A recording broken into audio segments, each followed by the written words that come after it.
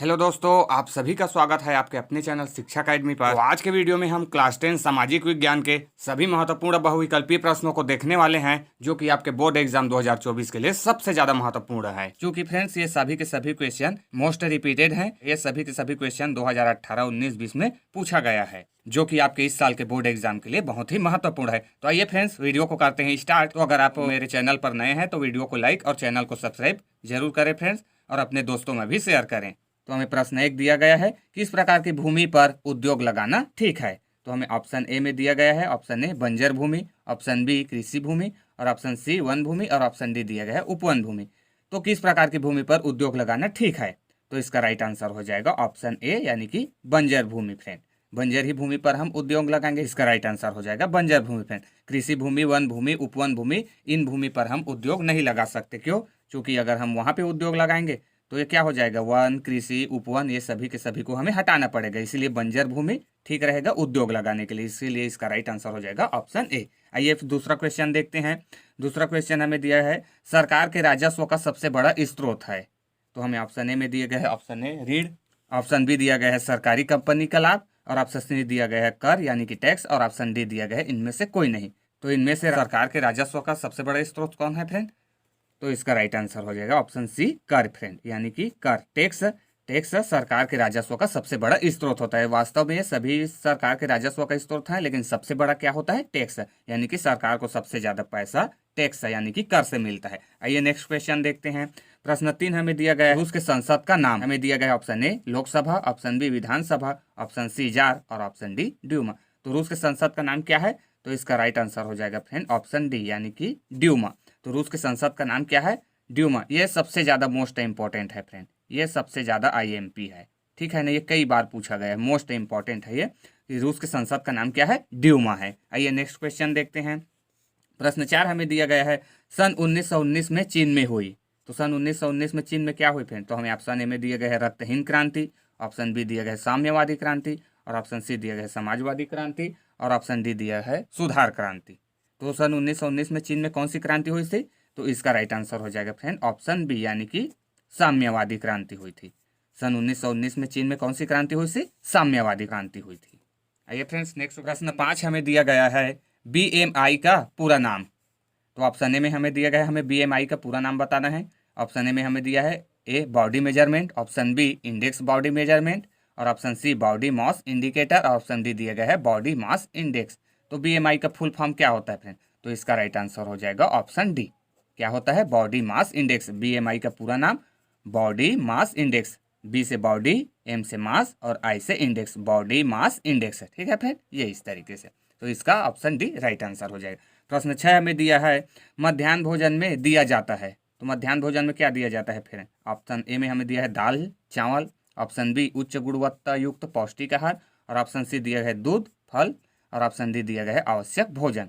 तो मध्याह्न भोजन में क्या दिया जाता है? तो इसका राइट आंसर हो जाएगा friend option B. Option B, यानी क्या दिया जाता है मध्याह्न भोजन में? उच्च गुणवत्ता युक्त पौष्टिक आहार, ठीक है। मध्याह्न भोजन में क्या दिया जाता है? उच्च गुणवत्ता युक्त पौष्टिक आहार। आइए 7वां क्वेश्चन देखते हैं। प्रश्न 7 हमें दिया है, निम्नलिखित में से कौन सा संसाधन मानव निर्मित है। तो फ्रेंड्स हमें इसमें बताना है कि कौन सा संसाधन मानव निर्मित है। ऑप्शन ए में हमें दिया गया है हवा, ऑप्शन बी पानी, और ऑप्शन सी वन, और ऑप्शन डी मकान। तो इनमें से कौन सा मानव निर्मित संसाधन है फ्रेंड, यानी कि जिसको मानव ने बनाया है? तो इसका राइट आंसर हो जाएगा ऑप्शन डी मकान, ठीक है। अब मकान को ही तो मनुष्य द्वारा निर्मित है। पानी, हवा और ये वन क्या है?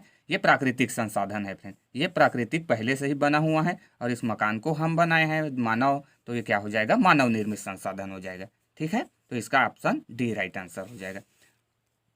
प्रश्न 8 हमें दिया है, नेशनल सोशलिस्ट वर्कर्स पार्टी का नेतृत्व किसने किया था। तो इसका ऑप्शन हमें दिया गया है, option A Mussolini, option B Hitler, और ऑप्शन सी हाना, और ऑप्शन डी महात्मा गांधी। तो नेशनल सोशलिस्ट वर्कर्स पार्टी का नेतृत्व किसने किया था? तो इसका राइट आंसर हो जाएगा फ्रेंड ऑप्शन बी, क्या? Hitler. National socialist workers party का नेतृत्व किसने किया था? हिटलर। हिटलर जर्मनी का फ्रेंड, जो कि क्या था? तानाशाह था, इसी का था नेशनल सोशलिस्ट वर्कर्स पार्टी, ठीक है। तो इसका राइट आंसर हो जाएगा ऑप्शन बी हिटलर। 9वां प्रश्न हमें दिया है, सन 1919 में चीन में हुई।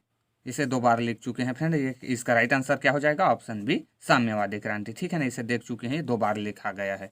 ठीक है, आइए नेक्स्ट क्वेश्चन देखते हैं। प्रश्न 10 है, केंद्रीय बजट पारित किया जाता है। तो केंद्रीय बजट कहाँ पारित किया जाता है फ्रेंड? तो हमें ऑप्शन ए में दिया गया है। ऑप्शन ए संसद में, ऑप्शन बी विधानसभा में, और ऑप्शन सी विधान परिषद में, और ऑप्शन डी इनमें से कोई नहीं। तो केंद्रीय बजट कहाँ पारित किया जाता है फ्रेंड? तो इसका राइट आंसर हो जाएगा ऑप्शन ए। ऑप्शन ए यानी कि संसद में। केंद्रीय बजट कहाँ पारित किया जाता है? संसद में फ्रेंड। अब ये बजट क्या होता है? तो यही सरकार का आय व्यय का लेखा जोखा होता है फ्रेंड, कि एक साल में सरकार ने कितना खर्चा किया और सरकार के पास एक साल में कितने आय हुआ। तो यही इसी को कहते हैं बजट, जो कहाँ पे पारित किया जाता है? संसद में फ्रेंड। तो इसका राइट आंसर हो जाएगा ऑप्शन ए, संसद में। केंद्रीय बजट पारित किया जाता है संसद में। प्रश्न 11 हमें दिया है, वैश्वीकरण को मजबूत बनाने में निम्नलिखित में से कौन सहायक है? तो फ्रेंड्स, हमें वैश्वीकरण को मजबूत बनाने के लिए इनमें से बताना है कि कौन सहायक है। तो ऑप्शन ए में हमें दिया गया है सूचना प्रौद्योगिकी, ऑप्शन बी मजदूर, और ऑप्शन सी सरकार, और ऑप्शन डी तैयार माल। तो वैश्वीकरण को मजबूत बनाने के लिए इनमें से कौन सहायक है? तो इसका राइट आंसर हो जाएगा ऑप्शन ए, यानी कि सूचना प्रौद्योगिकी फ्रेंड।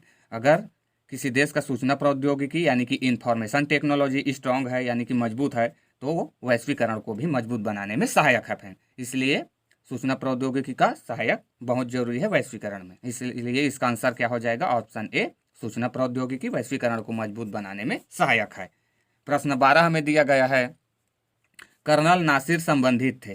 तो फ्रेंड्स, हमें बताना है कर्नल नासिर कहाँ से संबंधित है। ऑप्शन ए में हमें दिया है मिस्र से, ऑप्शन बी दिया यूगोस्लाविया से, और ऑप्शन सी दिया है इंडोनेशिया से, और ऑप्शन डी दिया है भारत से। तो कर्नल नासिर कहाँ से संबंधित है फ्रेंड? तो इसका भी राइट आंसर हो जाएगा ऑप्शन ए, मिस्र से फ्रेंड। कर्नल नासिर कहाँ से संबंधित थे? मिस्र से। तो इसका ऑप्शन ए राइट आंसर हो जाएगा। 13वां प्रश्न हमें दिया है, लंबे समय से रासायनिक उर्वरकों के प्रयोग से भूमि की उर्वरता। ऑप्शन ए में हमें दिया गया है बढ़ती है, ऑप्शन बी स्थिर रहती है, ऑप्शन सी कम होती है, और ऑप्शन डी कभी बढ़ती है तो कभी स्थिर रहती है। तो लंबे समय से रासायनिक उर्वरकों के प्रयोग से भूमि की उर्वरता क्या होती है फ्रेंड? तो इसका राइट आंसर हो जाएगा ऑप्शन सी, यानी कि घटती है। अगर हम ज़्यादा समय तक रासायनिक उर्वरकों को प्रयोग करते हैं तो भूमि की उर्वरता कम होती है फ्रेंड। तो इसका ऑप्शन सी राइट आंसर हो जाएगा। 14वां प्रश्न दिया है, प्राकृतिक संसाधन है। तो इनमें से फ्रेंड हमें प्राकृतिक संसाधन बताना है। ऑप्शन ए में हमें दिया है वन, ऑप्शन बी मकान, ऑप्शन सी भवन, ऑप्शन डी सड़क। तो प्राकृतिक संसाधन कौन सा है फ्रेंड? तो इसका राइट आंसर हो जाएगा क्या? Option A. ऑप्शन ए यही क्या है? प्राकृतिक संसाधन है। और ये मकान, भवन, सड़क ये क्या है? ये सभी के सभी मानव निर्मित संसाधन है फ्रेंड, है ना। ये जस्ट एक और क्वेश्चन देखे थे, उसी का जस्ट उल्टा है फ्रेंड। ठीक है, प्राकृतिक संसाधन है इसमें पूछा है, तो वन प्रकृति से बना बुना है, तो इसीलिए क्या हो जाएगा इसका right answer option A, one friend. ठीक है, आइए आज के इस वीडियो का लास्ट क्वेश्चन देखते हैं, जो कि प्रश्न 15वां हमें दिया है, कारखानों का निर्माण हो। तो कारखानों का निर्माण कहाँ पर हो फ्रेंड? ऑप्शन ए हमें दिया है सड़कों पर। तो इसे तो आप यहीं पे काट सकते हैं, सड़कों पर कैसे कारखानों का निर्माण करेंगे, है ना। ऑप्शन बी दिया है बंजर भूमि पर, तो ये हो सकता है। ऑप्शन सी दिया है कृषि भूमि पर, और ऑप्शन डी दिया है कहीं भी। तो इसका राइट आंसर क्या हो जाएगा फ्रेंड? ये जस्ट हम लोग पहले क्वेश्चन देखे थे उसका जस्ट उल्टा है फ्रेंड। देखो कैसे क्वेश्चन को घुमा के हमें दे दिया जा रहा है। तो इसका भी राइट आंसर क्या हो जाएगा? ऑप्शन बी, यानी कि हम कारखानों का निर्माण कहाँ पे करेंगे? बंजर भूमि पर फ्रेंड, ना कि सड़कों पर, ना कि कृषि पर, और ना ही कहीं भी। ठीक है, तो इसका राइट आंसर हो जाएगा ऑप्शन बी, बंजर भूमि पर। कारखानों का निर्माण कहाँ हो? बंजर भूमि पर हो। तो आज के इस वीडियो में इतना ही फ्रेंड। अगर आपको वीडियो अच्छा लगा हो तो वीडियो को लाइक शेयर जरूर करें, और नए हो तो चैनल को सब्सक्राइब करके बेल आइकन को प्रेस कर लेना फ्रेंड, इसी तरीके के वीडियोस पाने के लिए।